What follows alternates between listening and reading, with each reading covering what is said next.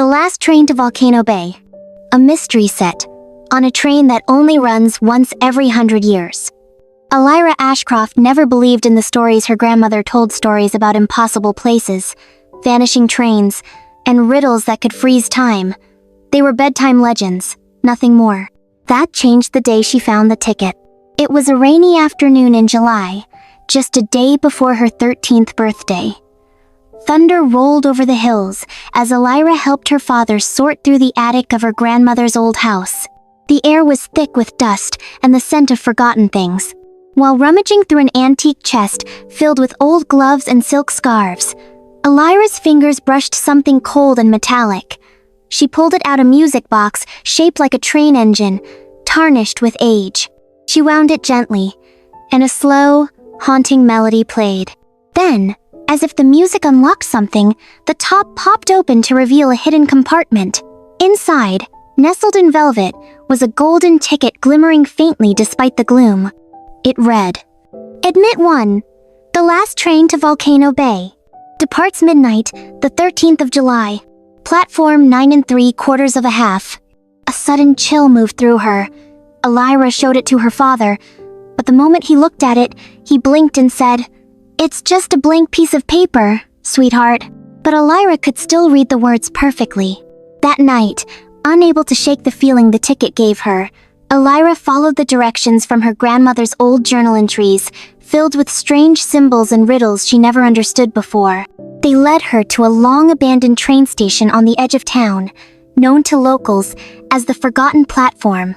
The place was silent except for the ticking of her watch. At precisely midnight, the fog thickened. A distant whistle echoed in the stillness, unlike any train whistle she'd ever heard. Then, shimmering like moonlight on water, a platform appeared where there was once only gravel. At its edge, rails glowed with golden veins of light. With a great hiss of steam, a train emerged from the mist. It was breathtaking, part mechanical beast, part living myth. Its surface shimmered with volcanic glass and black obsidian. Flames danced in its vents. The name engraved in brass on its side was, "The last train to Volcano Bay. Centennial Journey." A door slid open for her. Without truly knowing why, Elira stepped aboard. The inside of the train was far stranger than the outside. Each compartment seemed to belong to a different century. One car looked like a medieval throne room. The next had glowing, floating furniture. The dining car was built in elegant Art Deco style, but the staff appeared to be humanoid clockwork machines. Passengers filled the train, but none were quite normal. A boy in Roman armor practiced sword moves by the windows. A girl in a powdered wig whispered to a mirror. A man with brass binoculars for eyes sat reading a book with no pages. Then there was a woman in a long coat, face obscured by shadows, who spoke only in riddles. She slipped Elira a brass key and whispered, "You'll need this before the volcano sleeps." The conductor, tall, with no face beneath his, capered wordlessly and clipped her ticket. When he did, a faint echo of her grandmother's voice drifted in the air. "You've been chosen."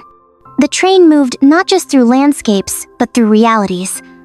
One moment, they traveled through a desert of frozen lightning. The next, they passed beneath an ocean suspended above them like glass. Outside the windows, stars rearranged into symbols, and time no longer moved in any sensible direction. Elira quickly realized something was wrong. One by one, passengers began to disappear. Not dramatically, just quietly. The Roman boy named Cassius vanished mid-conversation, leaving behind only a scorched sandal. A girl made of crystal shattered while dreaming, and their tickets, each one, was slowly burning from the edges. She confronted the conductor. "What is happening to them?" His reply was the first time he spoke in full words. "Those who fail to solve the mystery are forgotten by time." Then, he vanished in smoke. In the shadows of the train, a riddle revealed itself, not all at once, but in pieces. Etched into foggy mirrors, whispered in strange dreams, sung by invisible choirs in the ceilings. Elira wrote it down, line by line.